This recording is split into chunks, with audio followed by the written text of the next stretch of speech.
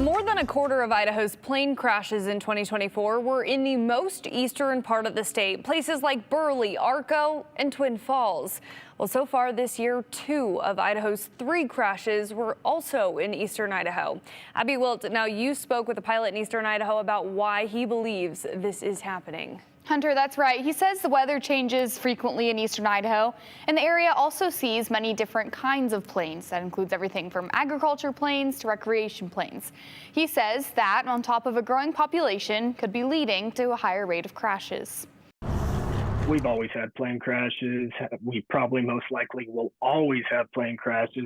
Nearly 40% of the plane crashes in Idaho over the last year and a half happened in eastern Idaho. Kind of got to have your head on a swivel and bring your A game to it. It's something Twin Falls pilot Landon Goolsby says doesn't come as a surprise to him, partly due to the region's diverse weather. Oh, it can be a blue sky day, sun shining, and then in a matter of minutes it can switch to rainstorm, hailstorm. The wind gust can come up. That can all affect a pilot's aptitude, especially on how experienced they are. Data from the National Transportation Safety Board shows in 2024, Idaho had 34 plane crashes. 13 of those were in eastern Idaho. Goolsby says 69% of most plane crashes come from pilot error, no matter the region. You really got to be checking yourself no matter what you're doing in the skies, because it's not like a car, right? We can't just pull over to the side of the road and figure it out there. Eastern Idaho also sees many different types of planes, Goolsby says. If you can think of a plane, we probably have it in the skies. From agriculture planes to recreational planes, he says there's more chances for accidents. Idaho, in general, we're growing as a state, right? So that's bringing in more people from out of state, maybe some general aviation guys, enthusiasts coming up there. And some of the terrain in eastern Idaho, Goolsby says, is hard to fly through, and especially to land on.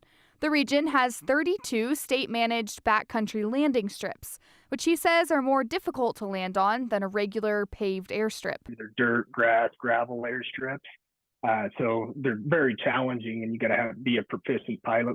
And sometimes those pilots, they may push their boundaries as well as their plane's boundaries, and unfortunately that can end up being fatal in some cases. Goolsby says, like any type of transportation, accidents can happen, but that he and pilots across the Gem State work to keep safety as their top priority and follow all guidelines when up in the sky. The FAA and NTSB, they do a really good job right now making sure that there's rules in place and that pilots are following regulations.